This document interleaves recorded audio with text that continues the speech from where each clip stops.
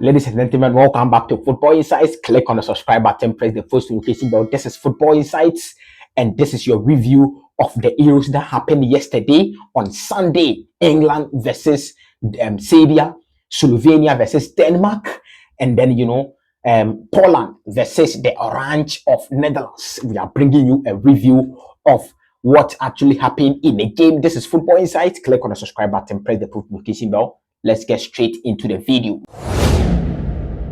We are starting with England. That, of course, that is the game or a whole lot of people were waiting for, because England, of course, we are one of the tournament favorites. I will not say we are the favorite, but if you go to the bookmakers, they will tell you England is the favorite. Of course, we are. If you count 3 teams who are the favorite for this particular tournament, it is us. We are part of them. So we are one of the tournament favorites for this particular Euros. Let's check out the lineup England started the game with. England started the game with Pickford in the goalpost, Kieran Trippier as the left back because Luke Shaw is injured and then he is recovering. McGahey as McGahey and then John Stones as the center pair. Of course, McGahey, I know it is your time to take over the position, play the position for me, McGahey. So McGahey started Kai Walker as the right back, and then Declan Rice and Trent Alexander-Arnold as the double pivot. That is where the problem came from. I understood what the coach wanted to do, but we'll get there. Jude Bellingham as an attacking midfielder, Phil Foden, and then Bukayo Saka on the other hand, and then the big dog up front, Harry Kane. Cole Palmer was benched. Of course, Cole Palmer would be benched. We'll come there, So that is the lineup England started the game with. Serbia also started the game with Rajkovic as the goalkeeper, Veljkovic. They played 3 or someone will say 3-5-2. That is what they play, because that is what I have here. But the goalkeeper in there, and then Veljkovic also here, and then Milenkovic as the center pair. Pavlovic. This is not a Germany Pavlovic, or this is not the Bayern Munich Pavlovic. There is no Pavlovic, but Pavlovic here completing the back 3 for the Serbian team. You have Lukic, Gudec. Gudec is naturally a defender. So, you can see, or you could see in the game, he was tracking back a little bit to come and help the back 3 here for them to become, a back 4. So Gudec also here, and then we have Serge Milankovic-Savic, top player, Serge Milankovic-Savic. We have Zikovic, and then Filip Kostic on the other hand, and then the big boys up front, Aleksandar Mitrovic, and then Dusan Vlahovic. So that was the lineup Serbia went in the game with. And then first thing first, let's go to the lineup. There was a problem with the lineup. I understood what Gareth wanted to do. I understood, because when you go to Liverpool, Trent Alexander-Arnold has been playing on a couple of occasions. But then the problem is that in Liverpool he played as a natural right back, but then he will invent and come and help the midfield.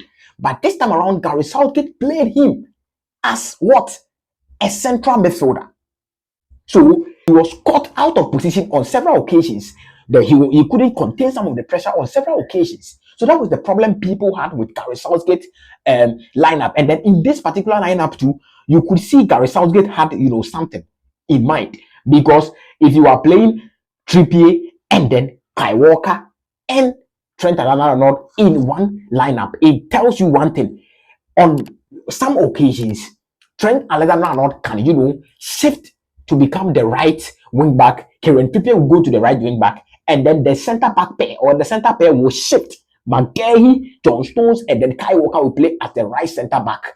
McGahey will play as the left center back, and then Jude Bellingham will come inside as one of the central midfielders. And that is why you saw Jude Bellingham. He was everywhere, basically everywhere. He was the man of the match. He was basically everywhere. So that was the tactical variations of what Gareth Southgate was thinking about. That was what he was thinking about. I knew it, but then it was not evident in the game, because Serbia didn't give us the chance to do that. So you fall on and ask the question again: why must Trent Alexander-Arnold start as a central midfielder for England? How to have Kobe Mainoo and then Adam Watson, Kobe Mainoo and Conor Gallagher there? This is a question to Gareth Southgate. I don't know whether he's going to rectify the situation in the next game against Denmark, or he will not rectify the situation. I don't know. I just want to win. But then if I win and then this kind of performance against Serbia, you know that the performance we put out against Serbia, if we are putting the same performance against the big boys, we are getting cooked. Of course, we are dead. We are dead. But then, in the first half, England was, comfortable on the ball. I think there was no urgency in the game because we are playing against Serbia. You know that they have, so to speak, some quality in there. Dusan Tadic was even on the bench. Jovic was on the bench. Mitrovic was in the game. Vlahovic was in the game. Serge Blankovic. So they had some quality in there that on any day they can punish us. And then they went into some serious situations, some serious, positions. Especially Mitrovic had some, couple of chances that he could have scored. You saw the chances Dusan Vlahovic had, and then Jordan Pickford saved, right? Yes. So they have some quality in there. If I cannot count, I can count Dusan Tadic, Dusan Vlahovic, Alexander Mitrovic, Serge Milankovic-Savic. These guys are quality. On any day, they can hurt you on any day. So there was no urgency in the English game in the first half. No urgency at all.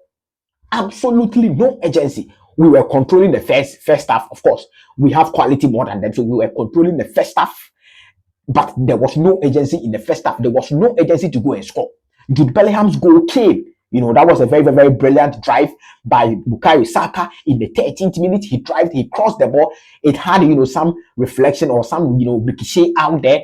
I don't know. I don't know, but then I don't think the assist was given to Bukayo Saka. But then the ball ricochet and then it came to Jude Bellingham. Jude Bellingham, ice cold, prof. Jude Bellingham, what a header, a powerful header. And then that was 1-0 against Serbia in the 13th minute. As at that time, we thought, England was going to do something, some 4-0, 5-0. But that didn't happen in the game. That didn't happen in the game. In the first time, there was no urgency in the game. And then you could see Trent Alexander-Arnold was suffering in the central midfield because he is not a central midfielder. If you play him as the right back and then he event to come and help the midfield, that is cool.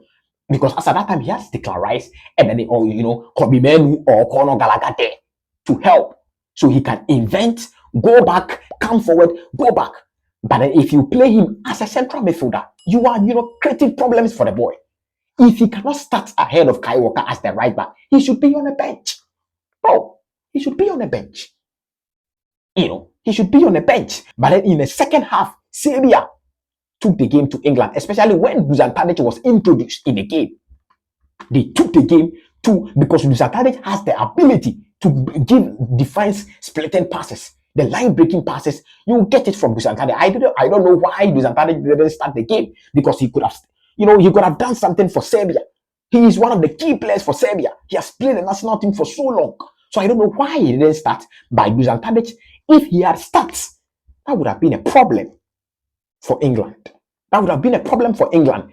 And then, in the second half, around 70-something minutes, 78, 79 minutes, you could see Gary Southgate, perception or his, reading of the game was just one. He bringing in Conor Gallagher tells you one thing: come and close the game, because that is what Conor Gallagher does. He will tag everywhere like a dog, in a good way though. So I call him a dog, So Conor Gallagher will tag everywhere, interception. And then when he came on, you could see he was basically everywhere.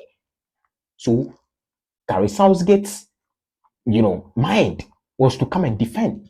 But England, with this particular defense, we don't have the facilities for that. Big Shaq will say, big shout out to Big Shaq. We don't have the, do you have the facilities for that? We don't have the facilities for that. Our defense is weak. It's basically weak. We don't have the facility for that because Kai Walker is old. Kieran Trippier is old. John Stones was caught out in some situations. Maguire is the young guy or the young chap up there or back there. He didn't also have experience too. So in defensive occasions or defensively, England, we are not solid.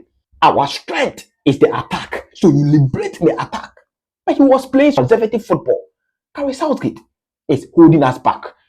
When I reacted to the squad list, I told you we have the facilities to go and win the Euros, but the standing block is Gary Southgate.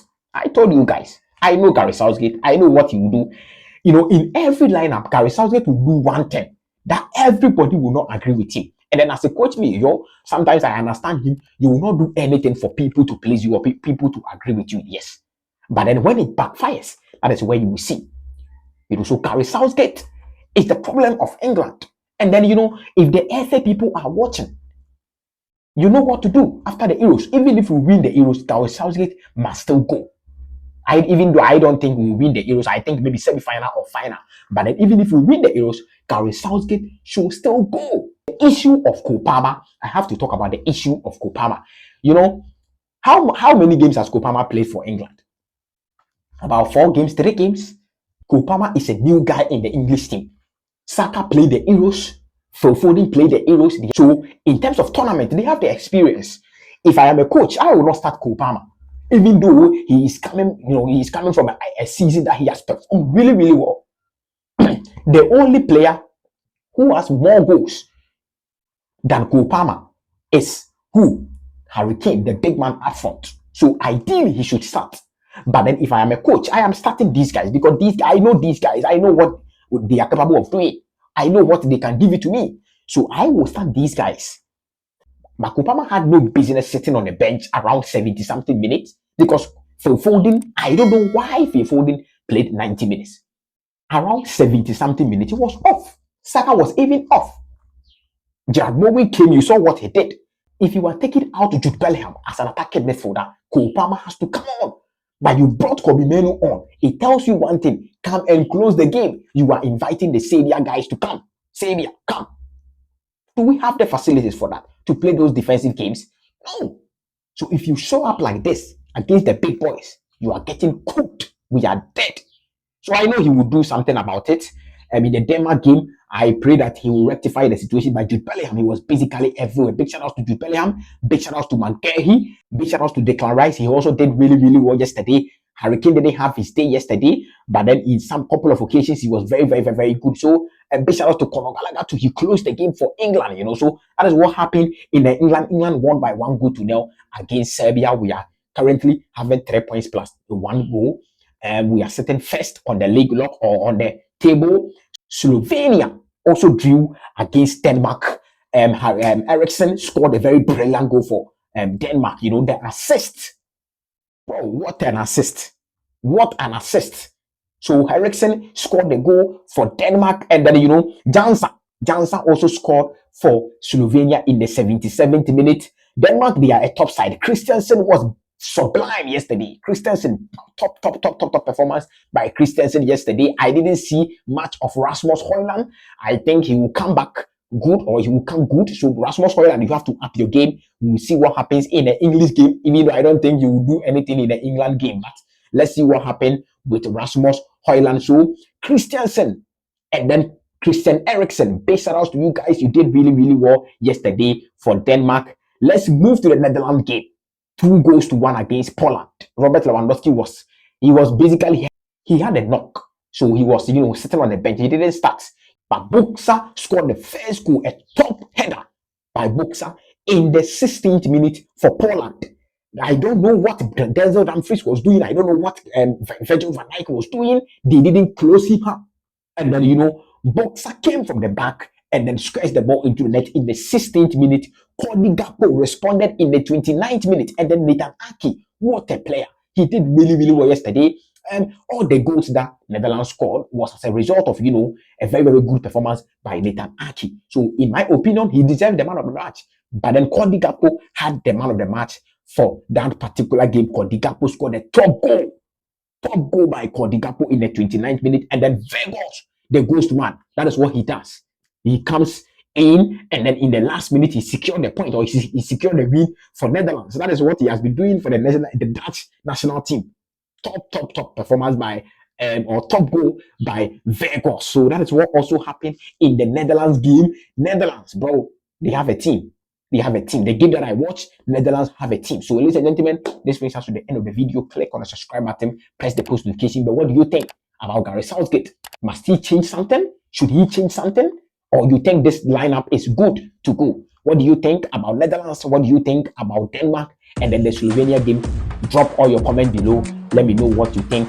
Thank you so much for your time. This is Football Insights. My name is Kubo.